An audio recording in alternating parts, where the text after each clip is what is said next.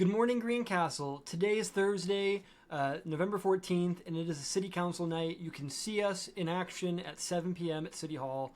I want to give you the quick rundown of the agenda as it's been presented to me. We're starting off with some special requests for Friday Night Lights for Phi Kappa Psi fraternity. Wallyfest is having a big bash outside. They're shutting down some streets. The Winter Light Festival kickoff parade by Civic League. It's a great festival where they kind of go through a winter parade through Roban Park. And Frost Friday for Main Street Greencastle. We'll then jump into our department reports. I'm not going to go through what we have here, but you can read the whole packet below where I share the packet with you. Mayor's report, Clerk-Treasurer report, council reports, all those good things. But we do have a lot of new business. So we are making an amendment to the wage ordinance. We'll talk more about that at council. I want to learn more about what we're doing as well, so I'll have some questions for there. You can read it all below if you want to look at it on your own. We're also taking advantage of a new state law, a relatively new state law, where we can prepay contractors for some work. There's a lot of guidelines and a lot of regulations involved, so we're not just giving away money, but it allows us to prepay agents who are working for us and contractors, things like that. So we'll talk about that. I'm sure there'll be questions, but it's a really good opportunity the state's given us to be more flexible with how we pay.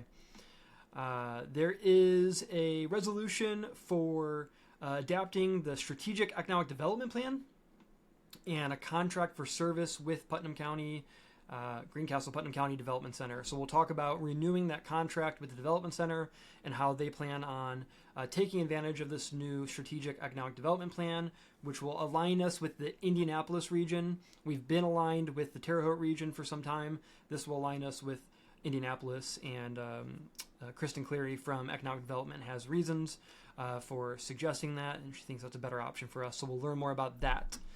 We're going to talk about establishing a stormwater usage rate. This came up last year a little bit at the prior council, but as a recap, this is going to add a small monthly fee to every user in the city, but it's going to a really good cause. It's going directly into a fund where we can start investing in our stormwater retention and systems. Making sure if you're driving down the road and you see an area that you've seen for a while that maybe always accumulates water, we can start attacking those things. And since we have this fee in place after this passes, we will be able to get more matching funds from the state. So overall, never want to add more fees to anyone in the city, but I can assure you this will go to a really good use that will be very visible for everyone in the community. So if you have any questions or feedback, this is just the first reading. There will be a public hearing next month.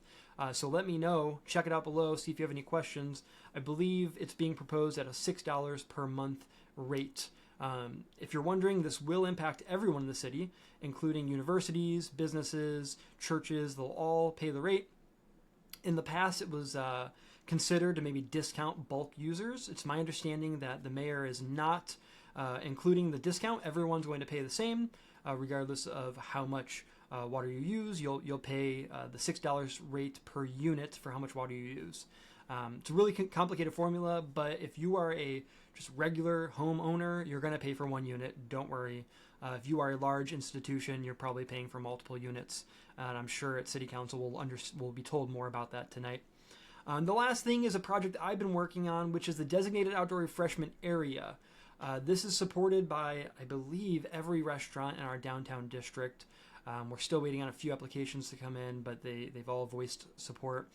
And what this will allow them to do is, with very structured outline, we will be allowing them through Thursday through Sunday to sell alcohol to go in to-go containers. And within the district that's outlined, you can see it all down below in the packet. There's maps, there's legal descriptions. People will be able to take those drinks and go shop. And maybe on First Fridays, go hang out in the street. This solves a lot of problems. It allows our restaurants in downtown businesses, boutiques, and shops to really have some synergy. And people can go and get a quick drink and go and walk around and shop.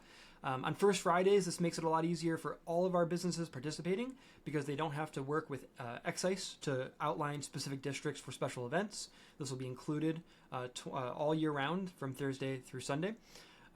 It also will really bring more business to our business owners. We see in other cities that have done this, they have a lot of success in getting people to shop and eat and not just kind of go to a restaurant and go home.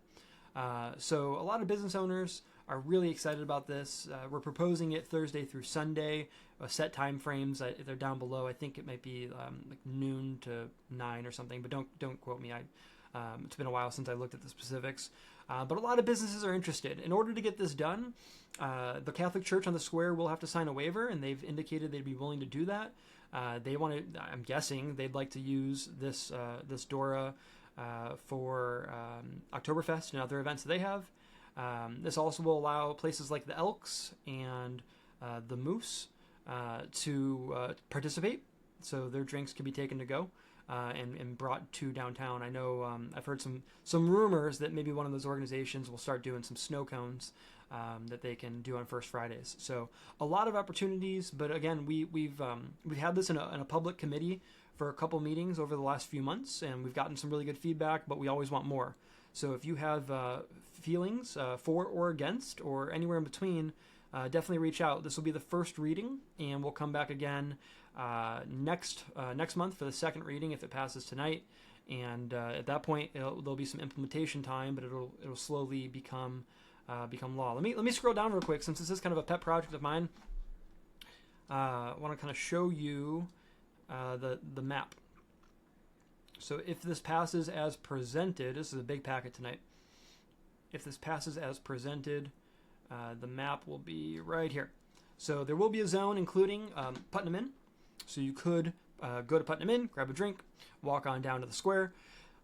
It'll include all the businesses in the downtown district that you can think of. It'll include all the way to Takawapo and Myers Market. It'll also go down, this is a little cut off, but it'll go down to the Inn at DePaul, the Duck, and Marvin's if they so choose to participate. The Inn at DePaul is on board already. I'm not sure if Marvin's has submitted one yet, but hopefully they'll come on board, and we'll reach out to them next month if this moves forward. One thing to know is that every business downtown can choose to participate or choose not to participate, including all the stores. So if a store doesn't want people to come in, there will be stickers they can put on their door to indicate either beverages welcome here, like that one, or please no beverages. These can all be edited based on feedback from the whole council as well. But this is a lot of ways for businesses to choose to participate or choose not to participate. So it's open for anyone who wants to be involved. So again, feel free to reach out. I hope if you watched this far, thank you for being so involved in our community. Check out the New City website where you can subscribe for notifications about upcoming events, and hopefully, I don't know if it's this meeting or next meeting, but soon you can watch us online. Although I want you to come in person, I'd much prefer to see your smiling face, but I get it. Sometimes it's hard to get out, especially at 7 o'clock as a father myself. If it wasn't for me being on city council, it'd be really hard for me to sneak away during bedtime. So hopefully those online streams will be up this month or next month. But anyway, thanks again for watching. Share this with all your friends, and check out my packet down below or on my newsletter. I'm not sure where this video will be, but it'll be easy for you to find. So take care. See you tonight.